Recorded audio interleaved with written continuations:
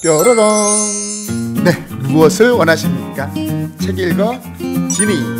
오늘은 어떤 책을 읽어볼까요? 저 많은 책 중에서 하나를 제가 골라서 가지고 오도록 하겠습니다.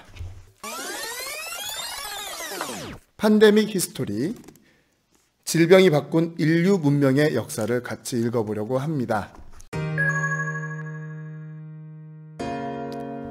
네, 팬데믹이 무엇인지 먼저 이야기를 한번 할게요.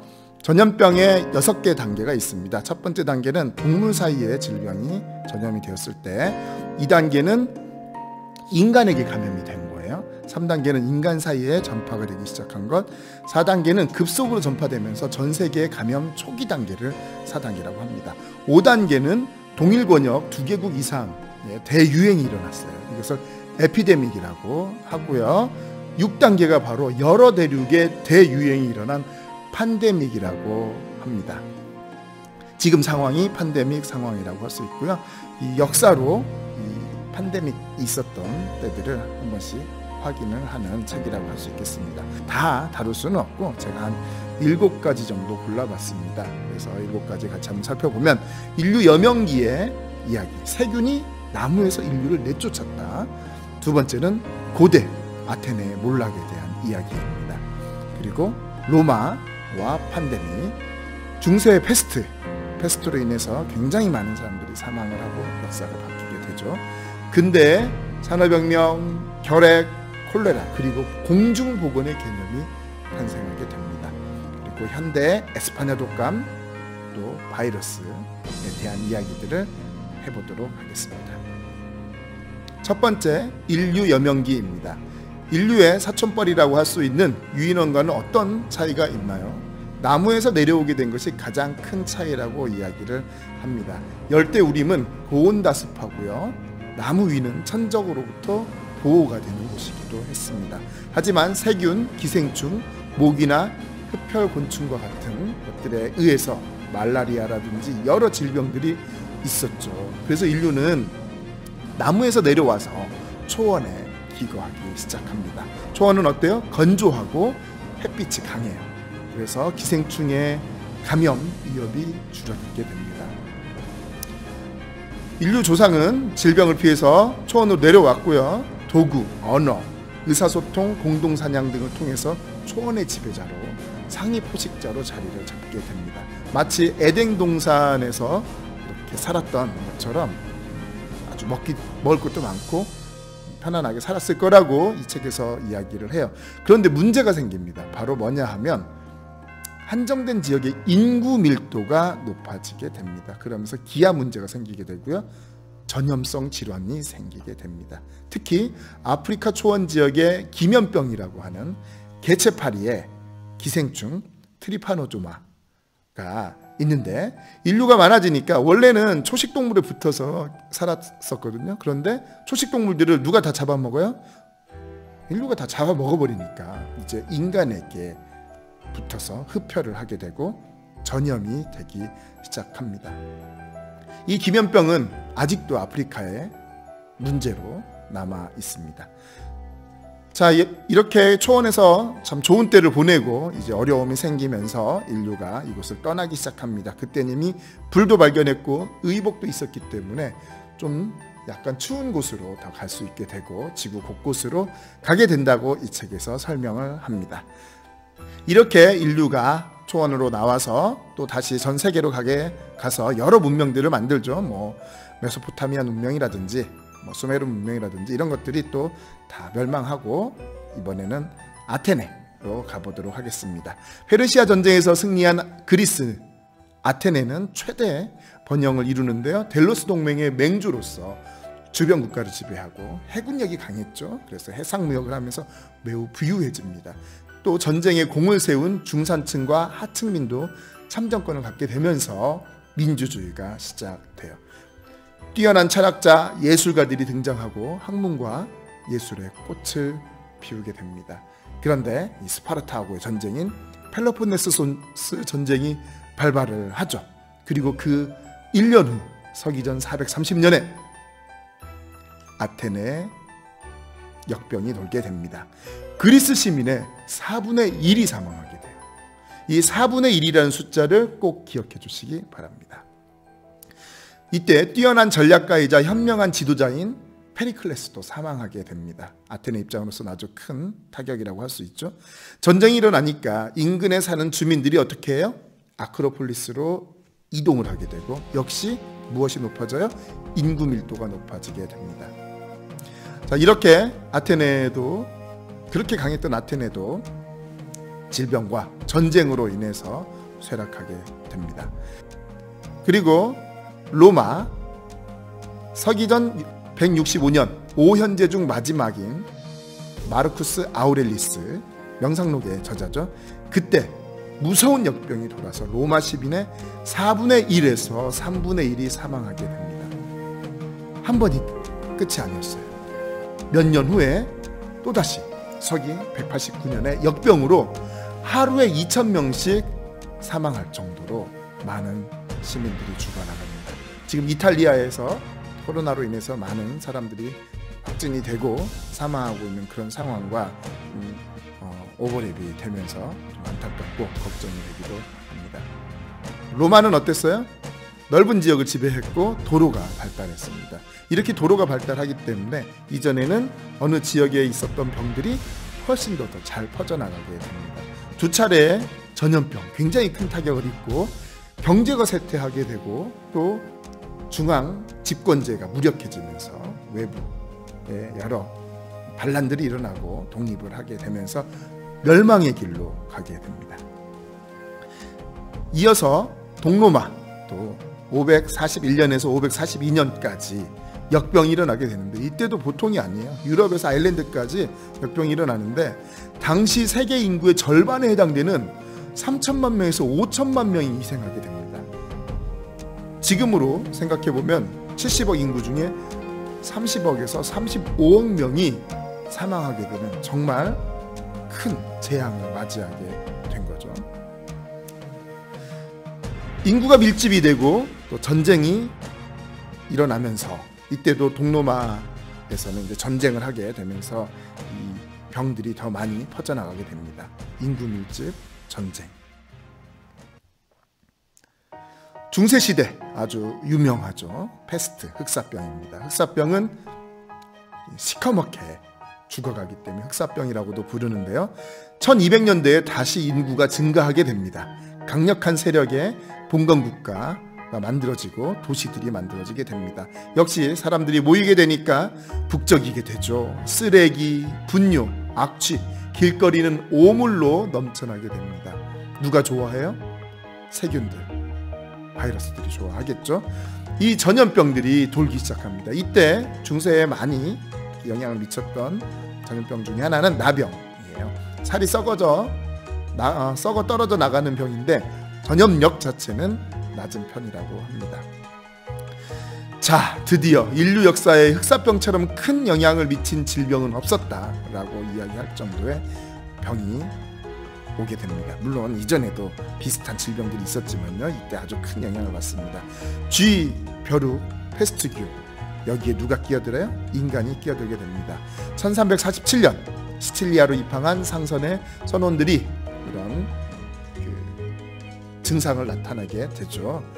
또 이때가 기온이 내려가는 시기였고요. 잦은 전쟁과 기아로 인해 아주 열악한 상황이었습니다. 보카치오는 데카메론에서 이런 이야기를 합니다. 아주 건강한 젊은이도 아침에는 가족이나 친구와 함께 식사를 하고 저녁에는 저 세상에서 조상들과 만찬을 했다.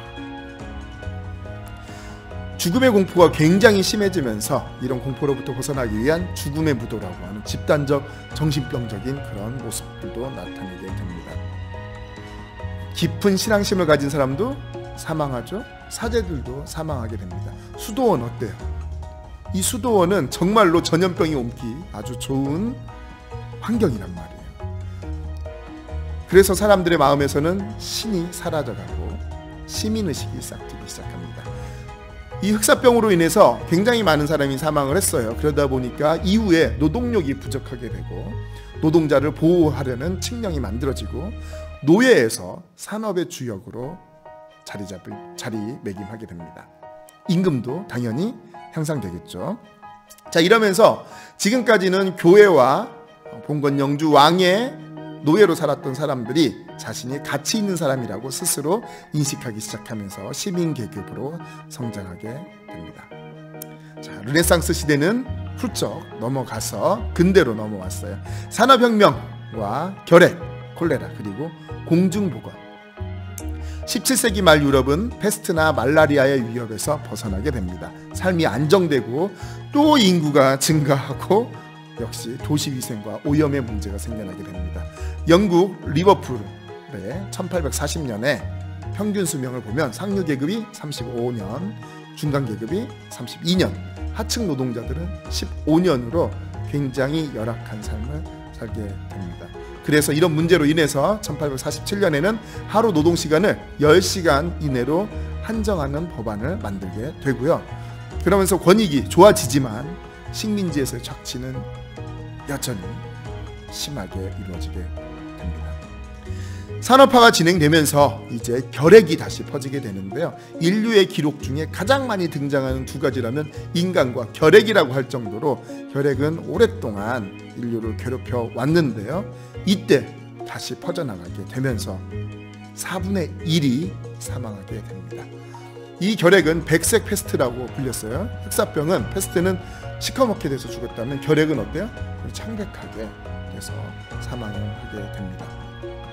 18세기에 데카르트, 볼테르, 루소, 몰리에르, 실러, 스피노자, 로크, 칸트와 같은 사람들, 19세기에는 에드거 앨런 포, 쇼팽, 파가니니, 발자크, 도요토옙스키와 같은 이런 유명한 예술가, 문학가들이 결핵으로 사망을 하게 되고, 문학 작품들, 예술 작품도 보면은 이 결핵의 이야기들이 많이 나오게 됩니다. 이제 콜레라는 급성 설사를 일으키고 고열과 탈수 증상을 일으키면서 사망하게 되는데 수시간 내에 사망하기도 하는 그런 병입니다. 이 콜레라가 퍼지게 되면서 또 이 사회에 많은 영향을 미치게 되는데, 이 시기는 또 과학기술의 발달로 인해서 현미경이 나오죠. 그렇죠? 현미경으로 세균을 보기 시작하게 됩니다. 파스테르는 1877년에 탄저균을, 코흐는 1882년에 결핵균을, 83년에 콜레라를 발견하게 됩니다. 그리고 이런 세균을 다룰 수 있는 그런 능력들이 생기게 되죠. 제너의 종두법이라든지 또 여러 항생제들이 나오기 시작을 합니다. 콜레라가 창궐하면서 사람들의 인식과 사회적인 변화가 일어나게 됩니다. 굉장히 중요한 변화입니다. 1851년 파리 국제회의는 질병과 싸우는 인류의 노력이 전 세계적으로 협력하는, 이 협력으로 전환되는 역사적 변환점이 되는 시기라고 할 수 있습니다. 공중보건의 개념, 개인의 이익도 중요하지만 공동체의 안전이 중요하다. 그것을 위해서 함께 노력하자, 세계가 함께 노력하자라는 인식인데요. 이것은 인류가 팬데믹의 공포에서 벗어날 수 있게 되는 전환점이 됩니다. 자, 이제 현대로 넘어왔습니다. 1차 세계대전 당시에 에스파냐 독감, 스페인 독감이 발발하게 되는데요. 실제로는 미국 시카고에서 발생한 독감이라고 할 수 있습니다. 그런데 이때 전쟁 참가국이 아니었던 에스파냐만 상황을 상세하게 보도했기 때문에 에스파냐 독감으로 알려져 있습니다. 이 에스파냐 독감은 패스트보다 더 빠른 시간에 더 많은 사람의 목숨을 앗아가는데요. 1918년, 19년에 2년 동안 약 2,500만에서 3,000만 명 가까이가 사망하게 됩니다. 이 인원은 1차 세계대전 전쟁으로 인한 전사자들의 3배에 달하는 아주 많은 사람들이 사망하게 되죠. 이때 조선도 일본을 거쳐서 전파된 이 독감으로 인해서 14만 명이 사망하게 됩니다. 자, 이제 21세기를 전염병의 시대라고 이야기를 합니다. 세계보건기구가 지난 100년 동안 가장 치명적이었던 질병 10가지를 정리를 했는데요. 1위 에이즈, 2위 에스파냐 독감, 3위부터는 아시아 독감, 홍콩 독감, 7차 콜레라, 신종 인플루엔자, 에볼라, 콩고 홍역, 서아프리카 뇌수막염, 사스, 이렇게 10가지인데 콜레라와 뇌수막염 이 2가지를 제외하곤 다 바이러스에 의한 감염으로 인한 사망이 일어났던 사건들입니다. 이렇게 바이러스가 극성을 이루는 이유가 무엇일까요? 첫 번째는 세균성 질병은 어느 정도 극복이 되었습니다. 환경이 많이 개선이 됐죠. 그러면서 감염 기회도 줄고 예방접종으로 항체도 생기게 됩니다. 또 바이러스의 특징이 있어요. 세균과 달리 바이러스는 백신을 만들기가 어렵습니다. 왜냐하면 이게 자체적으로 유전자 변형이 쉽게 일어나기 때문에 만들어 놓은 백신도 통하지 않게 될 수가 있어요. 그리고 과거에 비해서 어떻습니까? 도로, 육로만이 아니라 해로 하늘길까지 열려서 비행기를 통한 활발한 교류가 이루어지면서 더 많은 사람들이 만나게 되고 그것이 감염의 가능성이 더 높아지게 되었습니다. 인류는 과연 바이러스를 격퇴할 가능성이 있을까요? 이 책에서는 없다라고 이야기를 합니다. 하지만 많은 사람들이 노력하고 있어요. 자, 그러면 국제보건기구에서는 그래서 21세기를 전염병의 시대라고 부르고 있습니다. 자, 그러면 이제 마지막으로 21세기 전염병의 시대를 어떻게 살아갈 것인가? 인류 역사를 보면 이런 팬데믹 상황에서 약 4분의 1 정도가 사망을 합니다. 지금은 그 정도까지는 아닌 상황이죠. 왜 그러냐? 예전에 비해서 영양이나 건강 상태가 좋아졌습니다. 이 부분이 첫 번째 중요하죠. 두 번째는 환경과 위생이에요. 그래서 환경이 너무 힘든 환경, 산업혁명 시대에 너무 오랜 노동과 아주 더러운 곳에서 살았던 그 시대는 많이 사망을 했었죠. 그래서 이렇게 환경이 개선이 되고 개인위생이나 공중위생들이 발달하면서 좀 더 좋은 환경이 되게 됩니다. 세 번째는 이 인구 밀집이 미치는 영향이 커요. 그래서 좀 더 이런 밀집 정도를 낮추는 게 필요하지 않을까 생각을 하고요. 역시 백신과 치료제의 개발이 대단히 중요합니다. 그런데 바이러스는 치료제 개발이 쉽지 않다라는 이런 어려움이 있습니다. 사회적 시스템도 대단히 중요합니다. 검역, 치료, 재난 대비, 통제와 같은 것들이 필요한데요.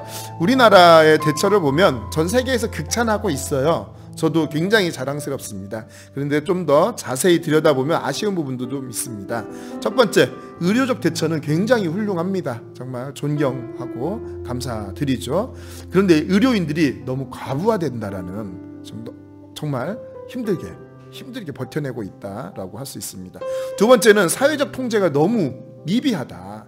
일부 종교인들 그리고 일부 시민의식이 부족한 시민들의 모습들에 대한 통제가 너무 없다라고 생각을 합니다. 세 번째는 경제적 지원이 늦다. 지금 통제를 하려면 통제로 인해서 경제적으로 어려워지는 것을 최소화할 수 있는 경제적 지원이 적극적으로 되어야지 통제가 되죠. 문을 닫아라 라고 했을 때 문 닫고서 먹고 살기가 힘든 사람들이 닫기가 쉽겠냔 말이에요. 그래서 이런 경제적 지원도 효율적으로 이루어져야 합니다. 네 번째는 무능한 지방자치단체 또 아주 심각한 문제로 드러나고 있죠. 그리고 이 교육적 대처도 좀 갈팡질팡하고 있어서 참 아쉽습니다. 물론 이 모든 것이 잘 준비가 돼서 됐으면 좋았겠지만 분명히 질본을 내서 이 의료적인 준비를 잘했고 대처를 잘하고 있어요.